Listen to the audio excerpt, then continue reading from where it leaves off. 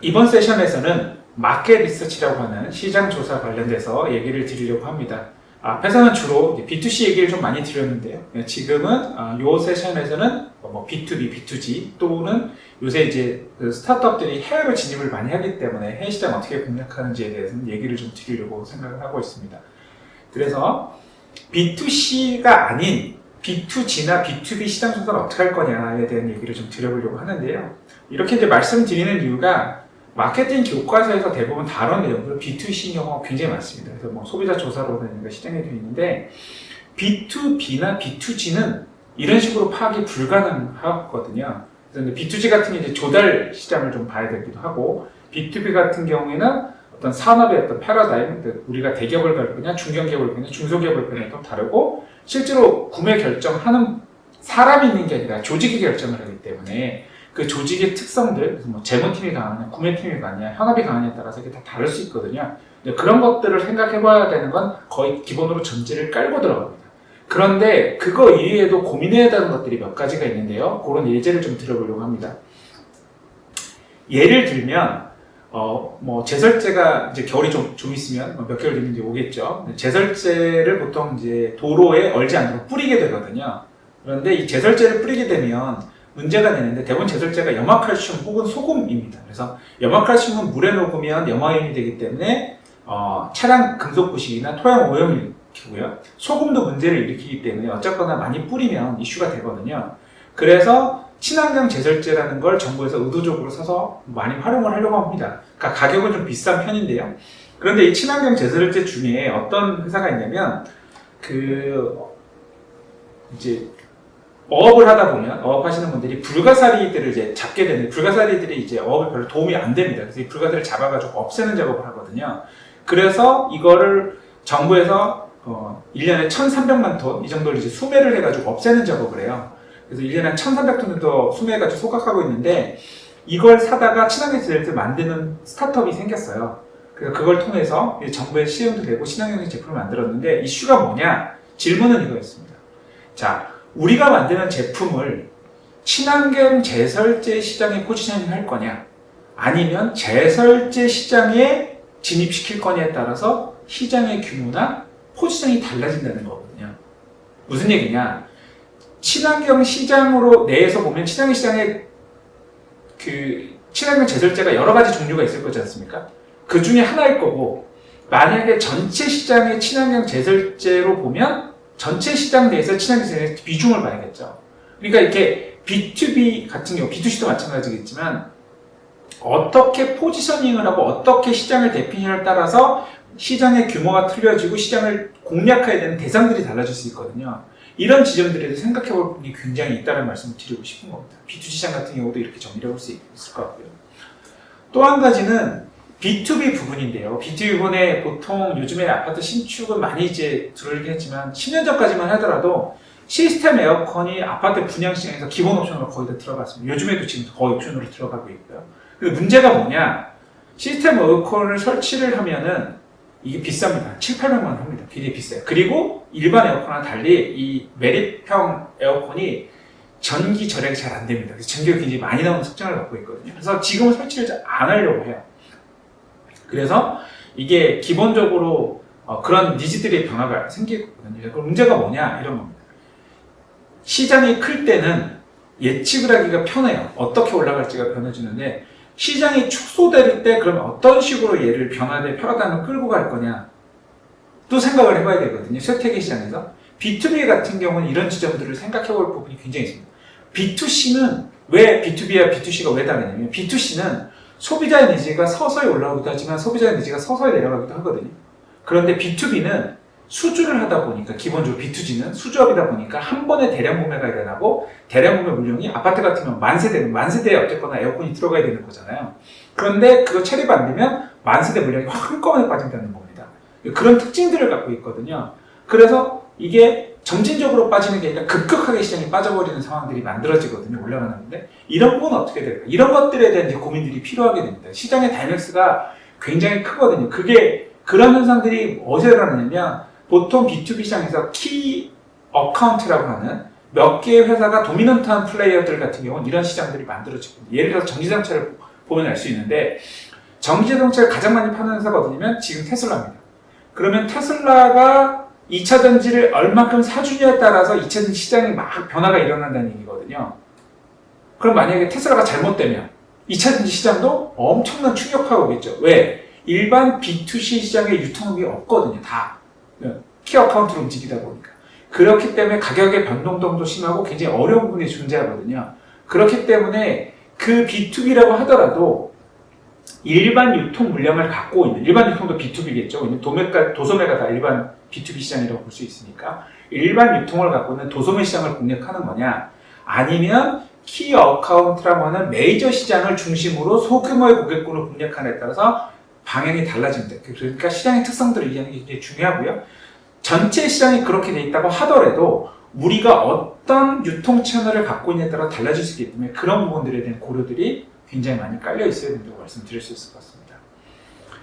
두 번째 부분이 이제 시장 조사 지역 중에는 해외인데, 해외 시장 조사가 생각보다 조금씩 많이 늘어나고 있고, 어떤 지역에 따라서는 한국 시장이 작기 때문에 본연적으로 해외를 나가야 되는 부분이 있습니다. 특히나 제품 쪽은, 서비스는 뭐 쿠팡이나 이런 데들 워낙 조단위 매출을 하고 있으니까 괜찮은데, 제품 시장은 국내가 너무 작아서 이것만 해가지고는 규모가 안 나는 케이스가 많거든요.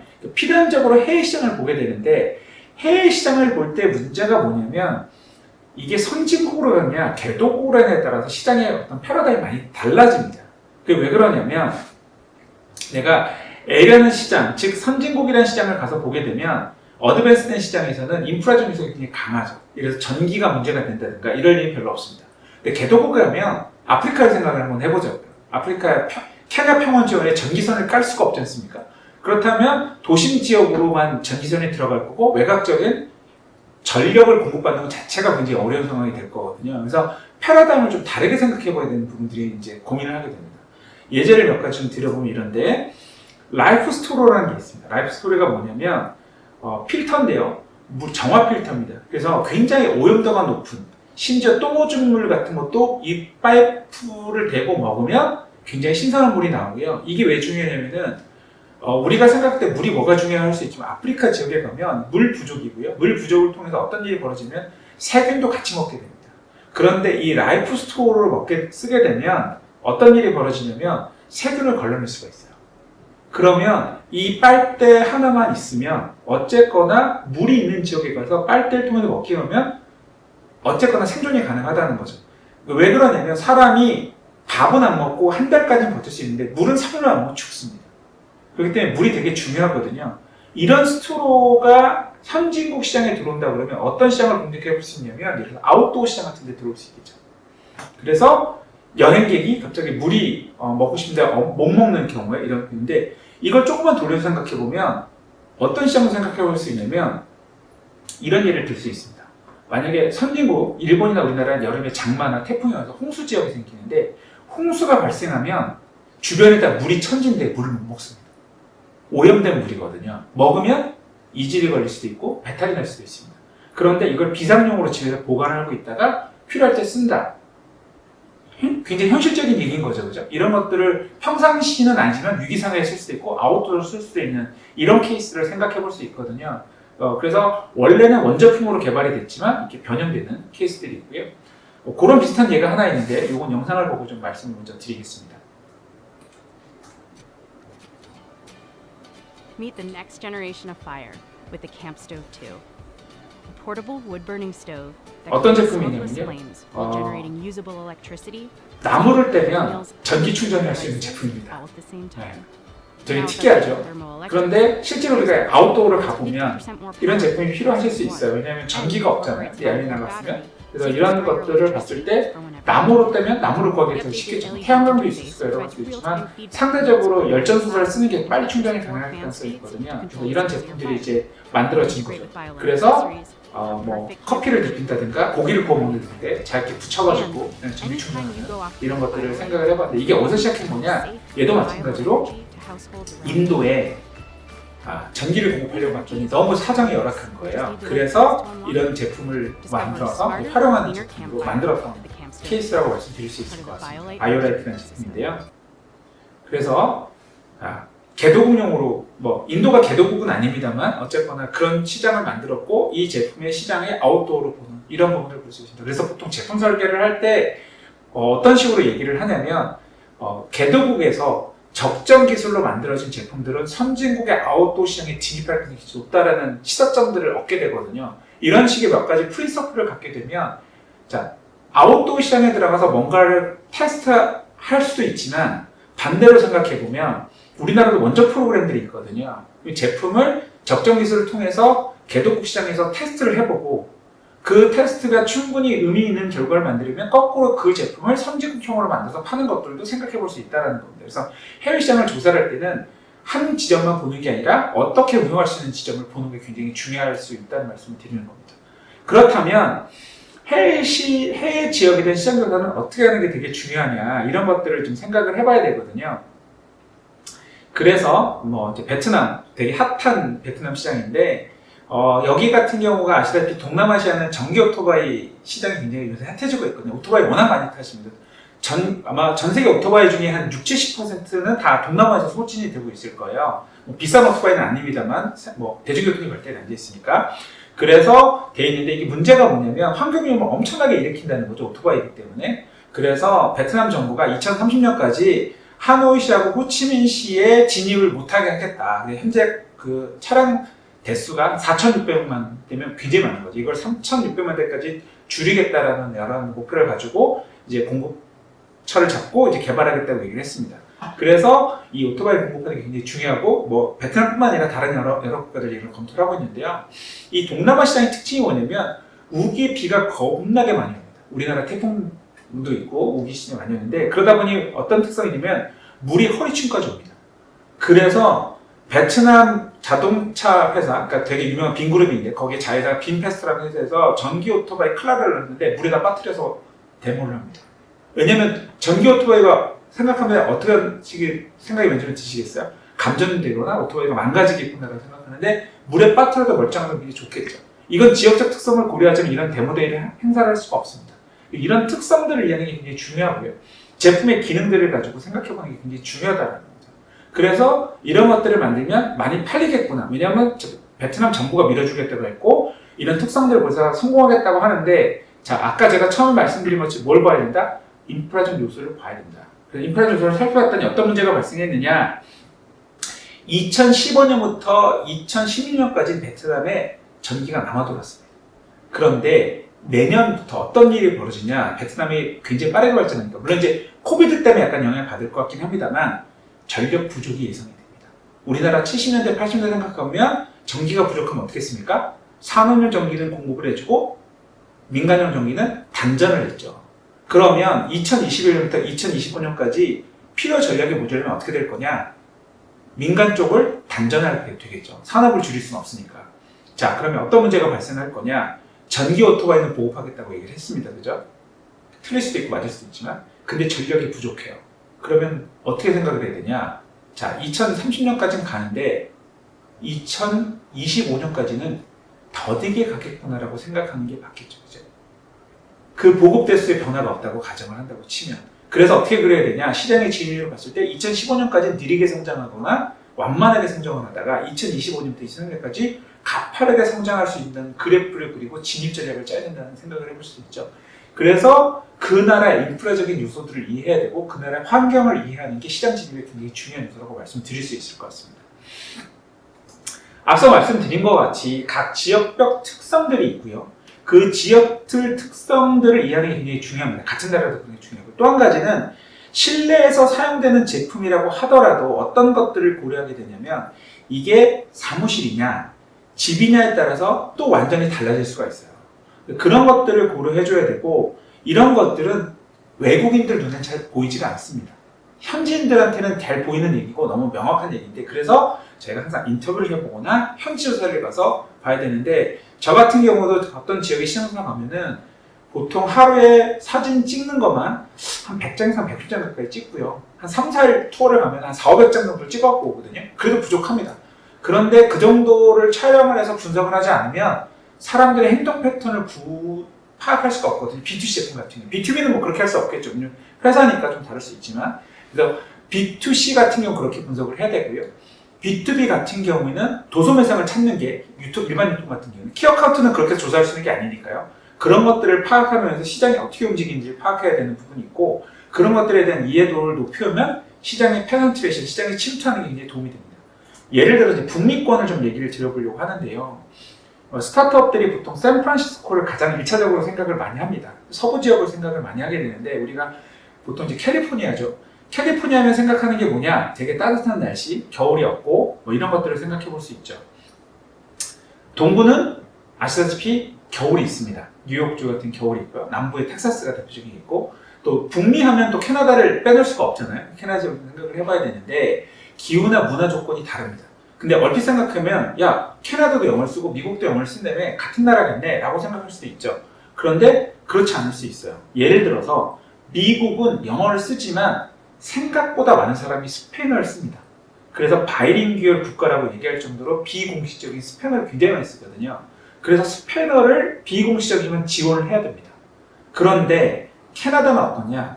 캐나다는 영어랑 프랑스어가 공식어예요. 즉 말하면 캐나다에 물건을 팔면 영어와 프랑스가 돼야 된다. 즉 다시 말해서 북미 시장을 공략한다 그러면 영어 외에 스페인어, 그 다음에 프랑스어를 지원해줘야 된다는 거예요. 최근에는 저는 어느 얘기까지면 중국어도 넣어라. 중국 사람도 워낙 많이 살기 때문에 이 얘기를 하거든요.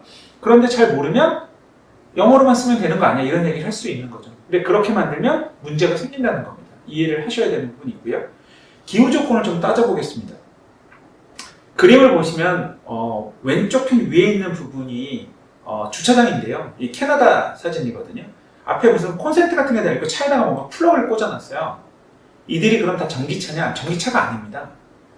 도대체 이걸 왜 꽂아놨지? 라고 생각하실 수 있는데 이게 캐나다에서 보면 상당히 흔한 풍경 중에 하나예요. 물론 전 지역에 다 그렇지는 않습니다만 추운 지역에서는 이게 있어요. 왜 그러냐? 제가 있던 동네가 캘거리 같은 동네. 캘거리가 겨울에 뭐 몬트리올 그 에드먼턴 같은데 캘거리 지역이 되게 추운데 겨울에 평균 온도가 영하 25도, 35도까지 돼요. 그래서 그대로 두면 어떤 일이 벌어지면 냉각수가 얼어요. 냉각수가 옵니다. 그리고 엔진이 깨져요, 잘못하면. 그래서 이 플러그는 뭐냐면 냉각수가 얼지 않도록 전원을 공급해주는 장치가 있는데 그래서 캐나다 자동차에 신기하게 앞에 차문을 열면 콘센트 같은 게 하나 달려 있습니다. 이 우리나라 차에는 이런 게 없겠죠, 당연히. 이런 특성들을 갖고 있고요.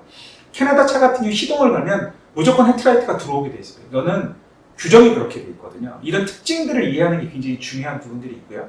그 다음에 미국의 남부 같으면 토네이도 같은 게 있거든요. 우리는 전혀 생각할 수 없는 부분이죠. 그래서 미국의 가옥 구조를 보면 재밌는 게 뭐냐면 미국에 지하실이 있다고 하면은 서부는 지하실이 없습니다. 네, 지진 때문에. 지하실이 있다는 얘기는 동부고요. 남부도 지하실인데 남부의 지하실은 어디에 있냐면 집 안에 있지 않습니다.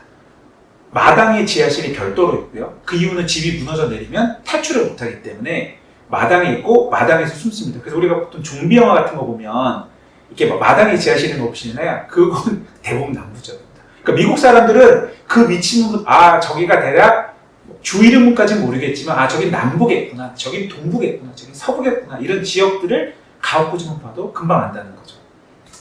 예를 들어서 동선도 그런데요. 이게 전형적인 왼편에는 이게 전형적인 그 미국의 집인데 뭐 주차장이라고 할 수 있고 이제 바깥에 되는 공간인데 저 문을 열면 이제 가라지 안으로 이제 주차장에 들어가고 오른쪽 같은 그림이 나타나게 됩니다.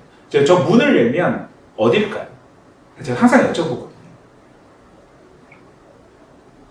문을 열면 백발백중 부엌이 나옵니다. 부엌하고 연결된 공간이거든요. 왜 동선이 중요하냐면 그 동선으로 그러니까 주차장과 부엌이 연결되어 있다는 생각을 하는 게 되게 중요하거든요. 어떤 상품 계획을 할 때. 그리고 또 한 가지 재밌는 거 보면 저 문이 주차장하고 연결된 부엌 문은 일반 문보다 훨씬 무겁습니다. 이유는 저 문이 방화문이에요. 그리고 집안에 주차장이 있기 때문에 저 주차장은 어떻게 되어 있냐면 방염이 처리가 되어 있습니다. 전체 주차장이. 그래서 차 안에서 만약에 불이 나더라도 집안 전체로 불이 옮겨져 있도록 방염 처리가 됩니다. 이런 기본적인 걸 미국 사람은 다 알거든요.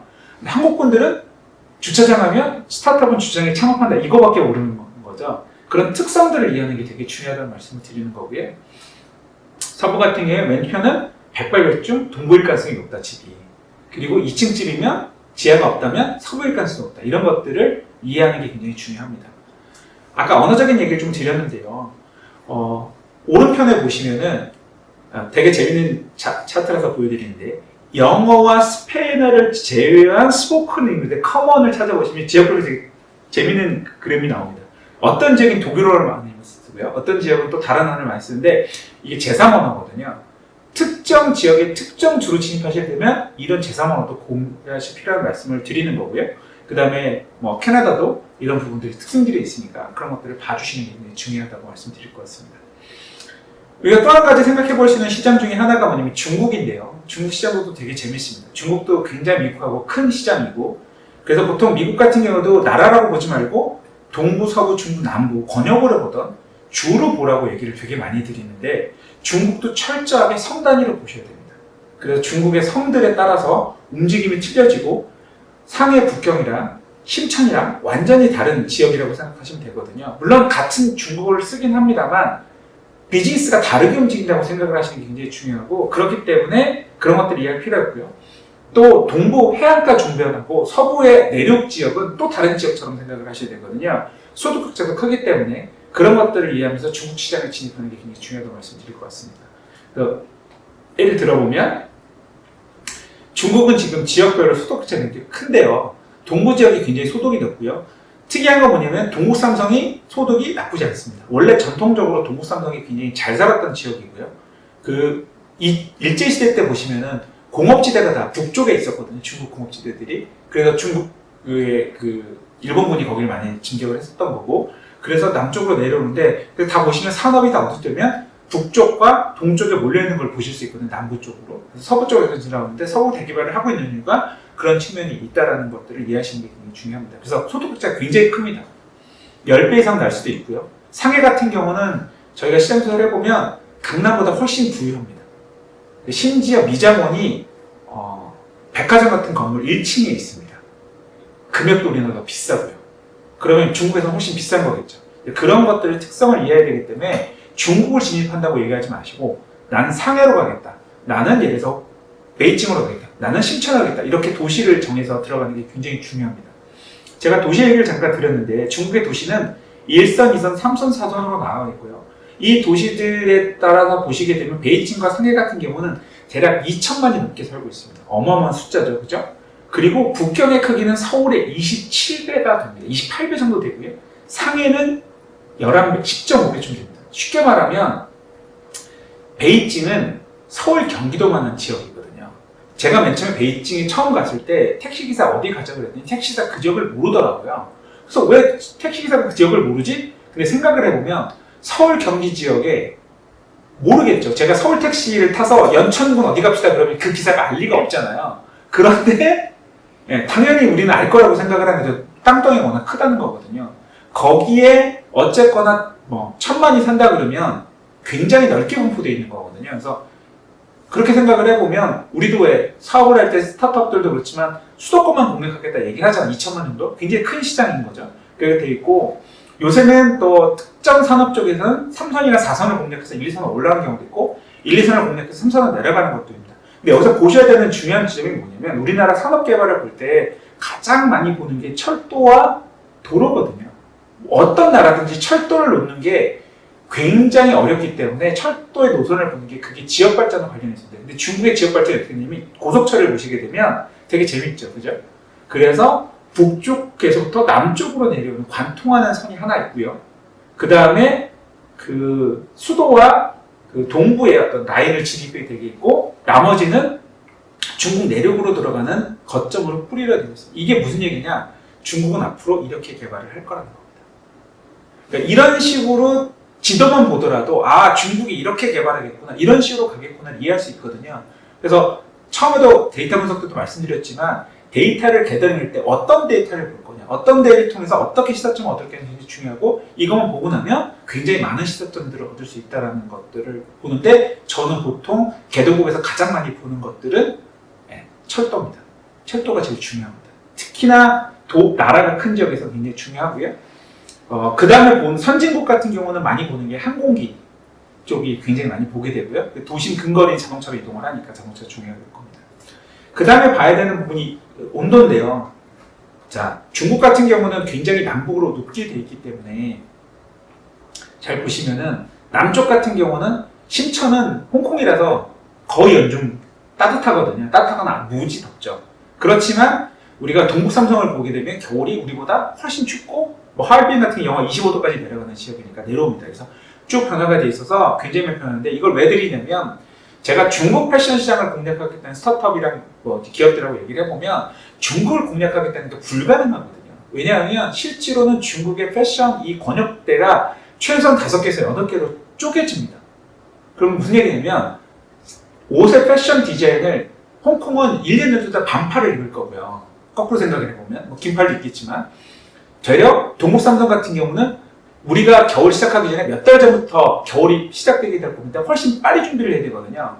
그러면 라인업을 준비하는 게 굉장히 어렵습니다. 작은 회사들이. 그래서 뭐라고 말씀드리면 특정 권역을 지정하거나 특정 도시를 타겟하고 나머지는 포기해라.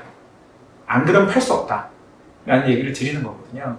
그래서 중국 쪽의 패션 시장 중에 대부분 다 한국에 들어갔던 것들이 재미를 못 봤는데 최근에 재미 보고 있는 것들이 몇 가지가 있습니다.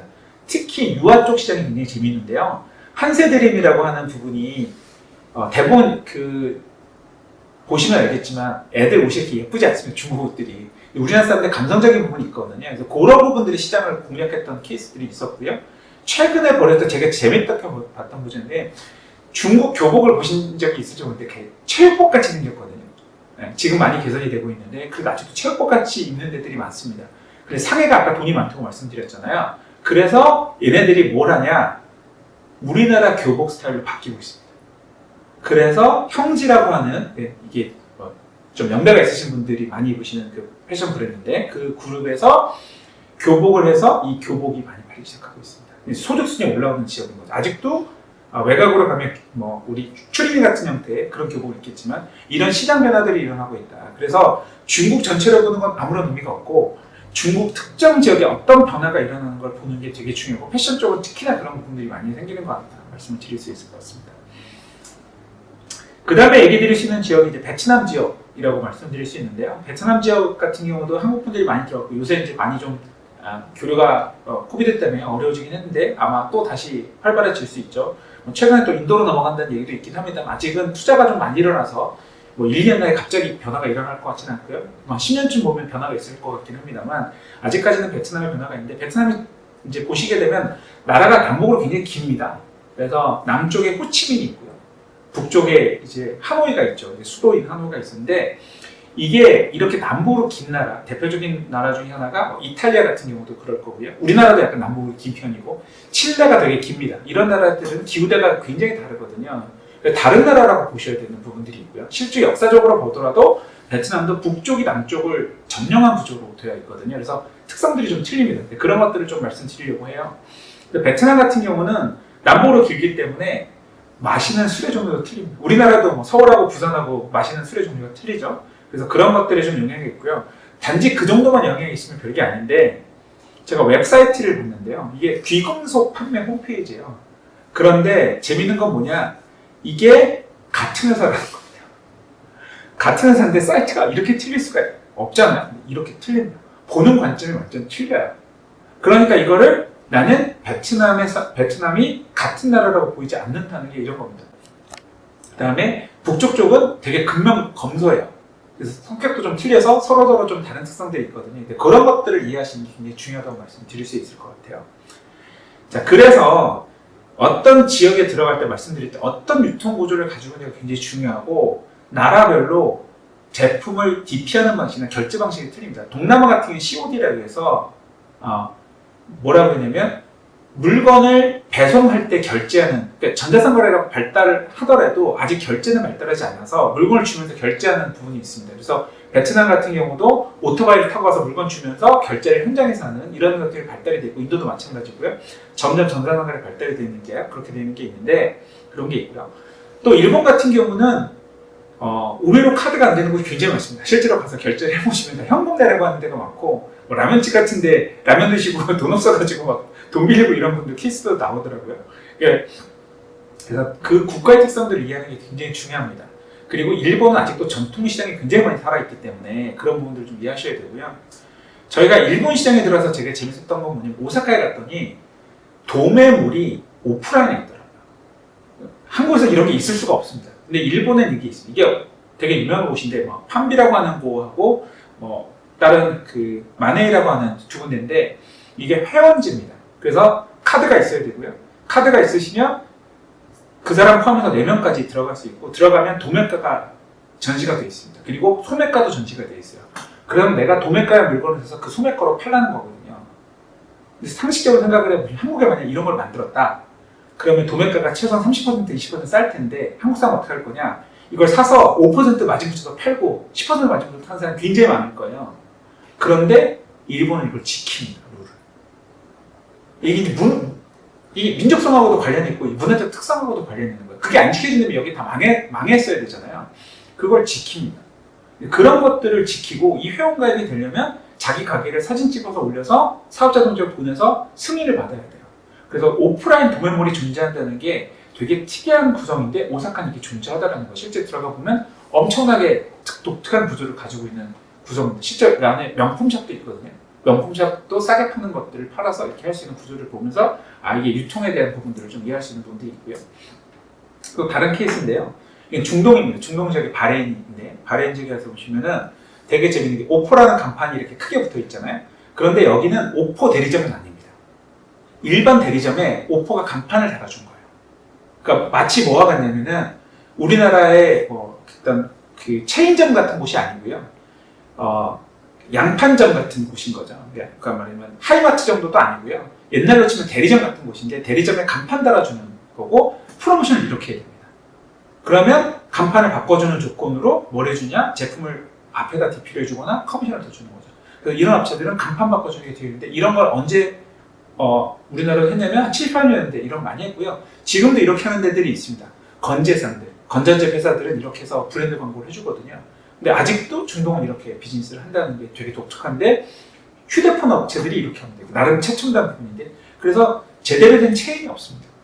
이런 것들을 이해해야만 어떻게 공급할 건지에 대한 고민들이 있을 수 있고 여긴 또 특징이 거의 현금 거래입니다. 카드가 잘 안 되고요. 그런 부분들이 있고 신용카드가 있으신데 재밌는 거는 이 신용카드 현금 인출할 때 쓰시는 신용카드로 쓰시더라고요. 그래서 대부분의 신용카드가 기능을 안 하는 특징들을 좀 가지고 있고요.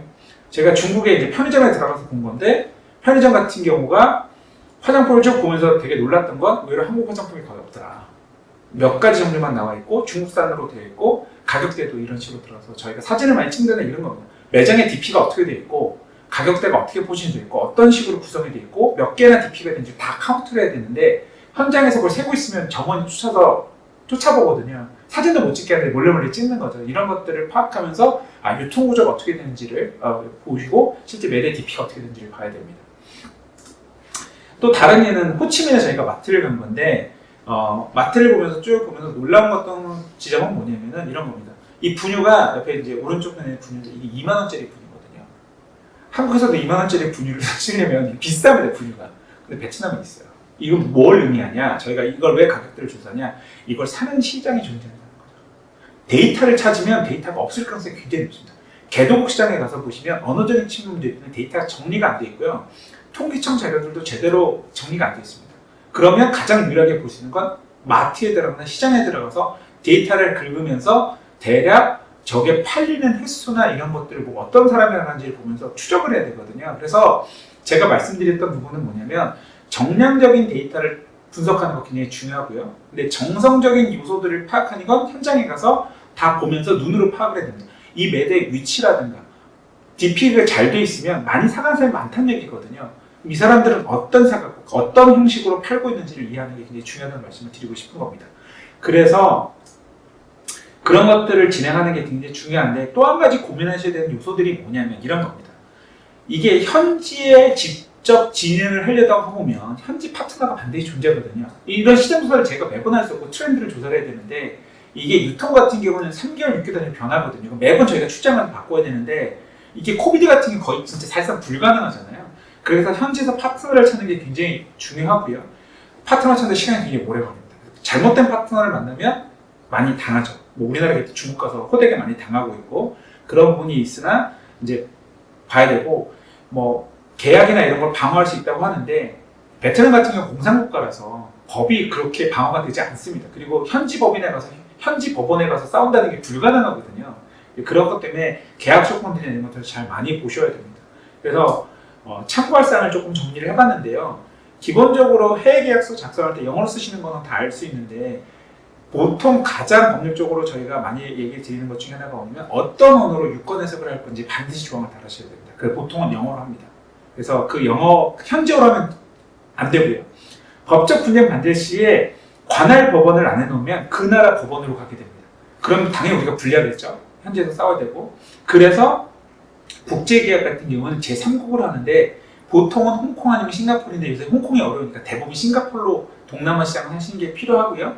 미국은 좀 어려울 것 같습니다. 다른 나라로 가는 게 좀 어려울 수 있는데 제3국, 선진국은 그 나라 가서 하셔도 괜찮아요. 영어도 되고 하는데 개도국은 반드시 제3국가 지정 중립국가를 가시는 게 되게 중요하다고 말씀드릴 수 있습니다.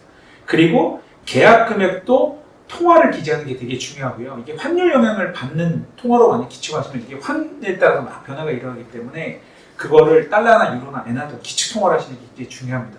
그리고 또 한 가지는 해외 송금이 안 되는 지역들도 있고요. 해외 송금이 안 되는 통화도 있습니다. 이런 것들도 고려하셔야 되는 부분들이 있고 그 다음에 계약 금액 지급하는 조건이나 이런 부분들을 판단하는 게 굉장히 별거 아닌 것 같지만 한번 계약 잘못하시면 굉장히 고생을 많이 하는 조건들이 있기 때문에 이런 것들을 고민하시는 게 필요하다고 말씀드릴 수 있을 것 같습니다. 또 한 가지로 이제 보셔야 되는 부분 중에 하나가 시장 기획의 정상적인 정리인데 비즈니스 모델도 중요한데 이런 것들도 시장에서 길을 찾는 게 중요하고요. 그래서 마켓 리서치에 제가 이제 말씀을 드렸던 부분을 다시 좀 정리를 해보면 일단 B2B 시장에 어떻게 시장을 보는 게 되게 중요하냐, B2B 시장을 어떻게 바라보느냐가 되게 중요하고 시장의 특성들을 이해하는 게 되게 중요하다는 말씀을 드렸고요.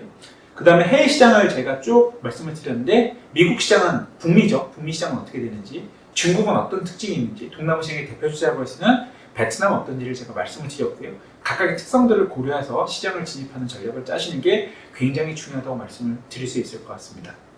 이제 마지막 세션인 이런 것들을 다 더한 시장에 어떤 식으로 우리가 분석해서 진입할 건지에 대한 얘기를 드릴 건데요. 이걸 시장 분석 프레임워크를 하는데 앞서 말씀드린 내용들을 쭉 정리하는 요약 정리라고 보시면 될 것 같습니다.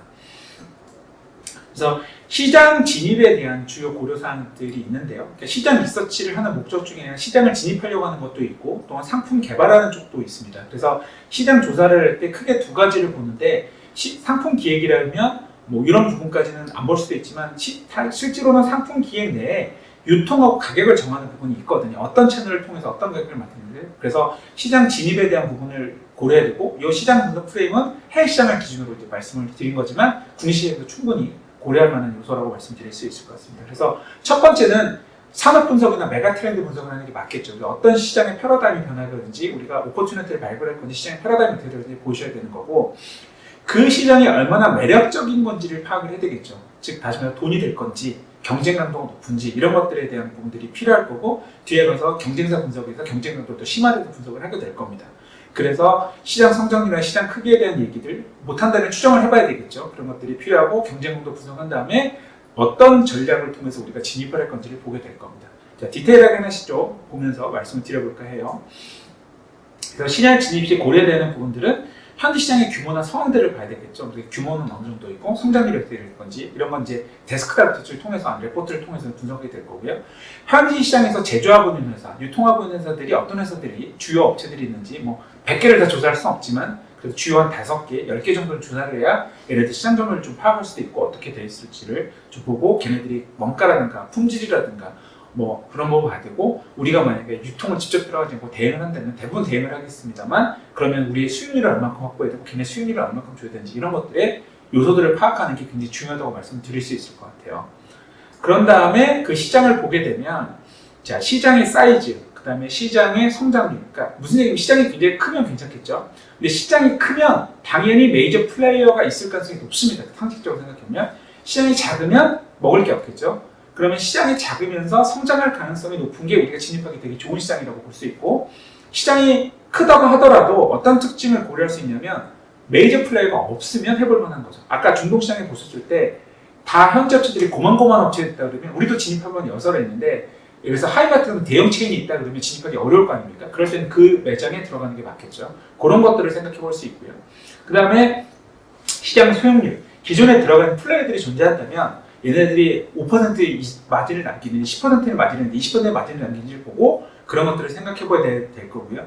근데 거기서 조심해야 되는 거는 뭐 동남아 같은 경우도 개도국 같은 뭐 이른바 이제 뒷돈을 줘야 되는 것들도 있거든요. 그런 것들도 계산을 해봐야 된다는 거죠. 그런 것들을 생각해 볼 필요 있고 뭐 선진국이라서 그런 게 아예 없다고 얘기 못 하는 거거든요. 리그 리스크나 여러 가지 그런 것들을 생각해 봐야 되는 거고 그 다음에 컴피티션 같은 경우는 경쟁의 강도가 얼마나 셀 거냐 걔네들이 얼만큼 경쟁을 할 거냐 이런 것들을 봐서 시장 규모나 성장성, 수익성, 경쟁력들을 보고 아 시장이 매력적이지 않다를 해야 되는데 이걸 정성적으로만 하시면 안 되고요. 정량화를 시켜야 되는데 정량화 어떻게 시킬 거냐를 이제 말씀을 드려볼게요.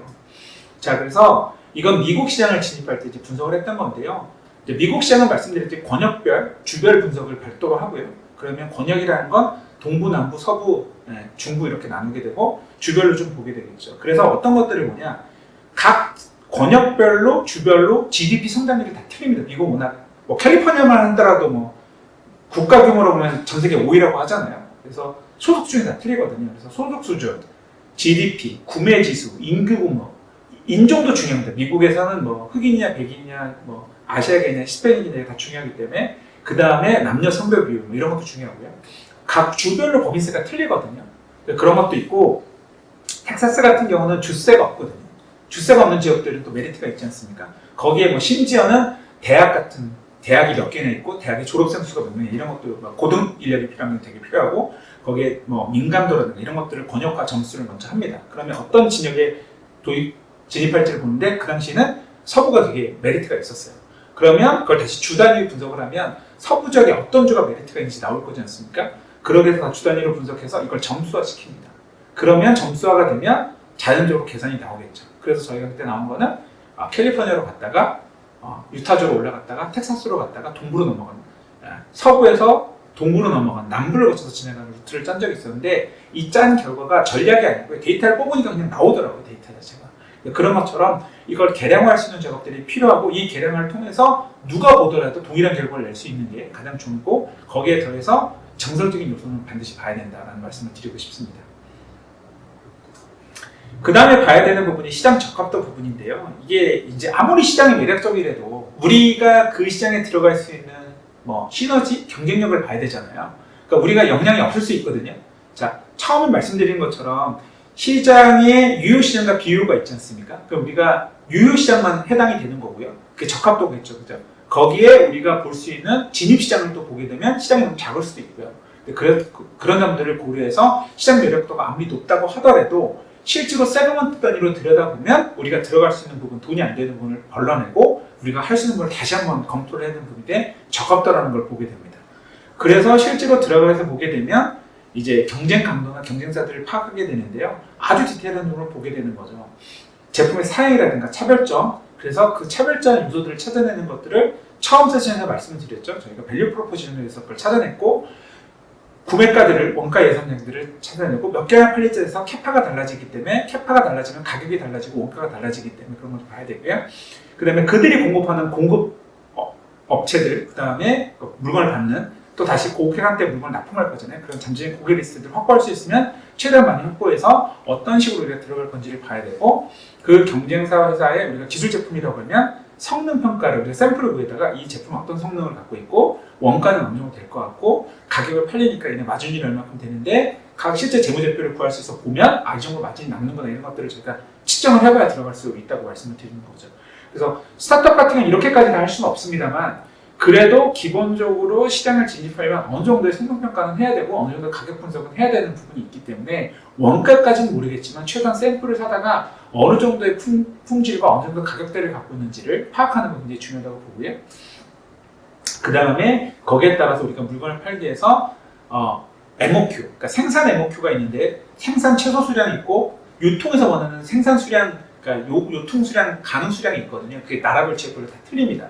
예를 들어서 우리가 생산 수량은 3,000개인데 한 유통업체가 요구하는 게 1,000개다. 그러면 예를 들어 우리가 3,000개에서 2,000개를 재고를 떠안아야 되잖아요. 그런 경우는 최소한 유통을 2군데, 3군데를 잡아서 2,000개, 3,000개 물량을 뽑아낼 수 있는 구조를 짜줘야 되는 것들이 필요하거든요. 그래서 그런 영업적인 측면들에 대한 데이터들을 파악하고 납품 기준이라든가 납품가라든가 이런 것들을 파악을 해야 되고 거기에 맞춰서 우리가 어디까지 개발할 수 있는지 우리 내부 역량이라는 걸 파악을 해야 되겠죠. 그래서 시장 대응력을 파악하는 게 중요합니다. 그래서 저희가 이제 보게 되면 고려해야 되는 요소들이 뭐냐면 자, 현지에 우리가 직접 들어갈 거냐 아까 말씀드린 것처럼 파트너십을 가져갈 거냐가 되게 중요하죠. 그래서 자체법인을 설립할 수도 있고요. 합작법인을 만들 수도 있고 조인트 벤처라고 하는 걸 만들 수도 있고요. 아니면 그냥 그 유통업체를 잡아서 우리가 납품할 수도 있고요.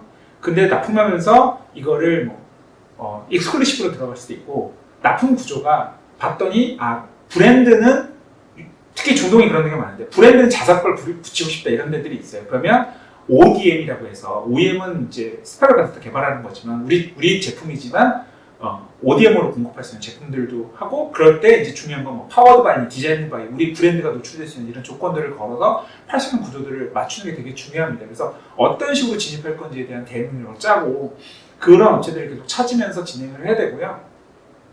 일단 유통을 만나는 가장 좋은 방법은 전시회인데 지금 전시회를 거의 갈 수가 없으시잖아요. 그래서 온라인 랜 전시회를 하긴 해야 되는데 굉장히 어렵습니다. 그래서 그런 부분들을 좀 고려해야 되고 이 해외 시장 진출할 때 이제 두 가지를 저희는 고민을 하고 말씀을 드리는데 하나는 아까 처음 말씀드렸듯이 해외 시장 들을 때 원조 프로그램 활용하라고 말씀드렸잖아요. 우리나라도 코이카에서 이거 CTS라고 하는 프로그램으로 운영을 하게 되거든요. 그래서 1단계, 2단계 프로그램들이 있습니다. 그래서 지원을 해줘요. 그래서 만약에 서비스가 아닌 제품 단계에서 뭔가 해볼 수 있는 것들이면 이런 CTS를 통해서 시장을 검토해보는 선제보험 불가능합니다. 개도국 쪽에는 그렇게 해보실 수도 있고요.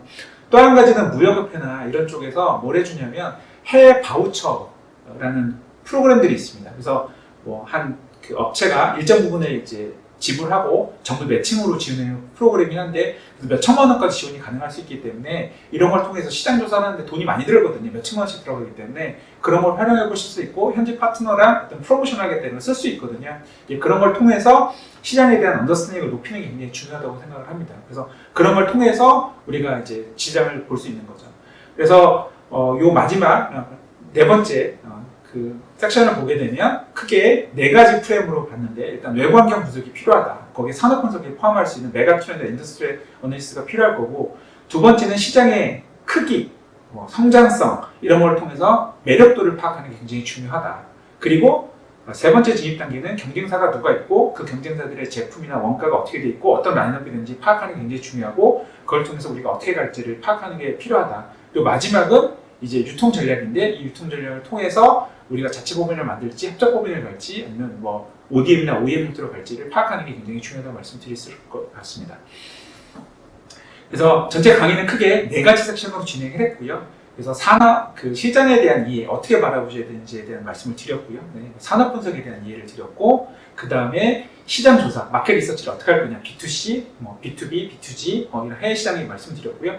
여기서 다루지 못한 부분의 B2C의 이제 소비자 조사나 설문 조사나 FGN 이런 툴들인데, 이런 것들은 찾아보시면 쉽게 하실 수 있는 부분들이 있고요. 또 특히 스타트업들은 정부 지원 프로그램들이 많이 돼 있기 때문에 그걸 활용하시면 대행업체들이 이걸 잘 해줍니다. 중요한 건 뭐냐면 어떤 포인트를 가지고 어떻게 진행할 건지에 주도권을 가지기 되게 중요하고요. 그 업체들하고 적정한 걸 맞춰야 되는 게 필요하니까 그렇게 하시면 되고 마지막은 그런 프레임을 우리가 내부적으로 갖고 있어야 되기 때문에 이제 그 멘토분들은 전문가분들이니까 이런 프레임을 가지시고 지도를 해주셔야 되잖아요. 그래서 어떤 포인트를 보실지 말씀을 드린 겁니다. 그래서 이거를 단순하게 이제 교육이 아니라 우리가 역량 강화하는 부분으로 이제 저희가 교육을 만들었기 때문에 그런 관점에서 설명을 봐주시고 그런 포인트들을 좀 머릿속에 담고 계시면 나중에 멘토링을 해주시거나 지도하실 때 도움이 되지 않을 것 같습니다. 네, 저는 그 스타트업 엑셀런트 컴퍼니디 대표를 맡고 있는 박성일이라고요. 저희 회사는 여러 가지 스타트업을 대상으로 시드 투자나 투자 유치 그 다음에 해외 진출 이런 작업들을 하고 있습니다. 필요하시면 언제든지 저한테 연락 주시면 더 추가적으로 말씀드릴 수 있는 기회가 있을 것 같습니다. 긴 강의 들어주셔서 감사합니다.